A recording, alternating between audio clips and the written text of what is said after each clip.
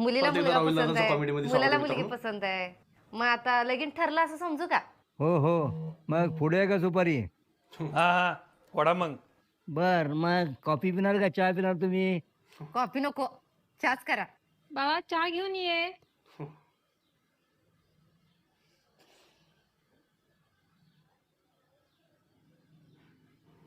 आई मला चहा सोबत क्रीमचं बिस्किट पाहिजे.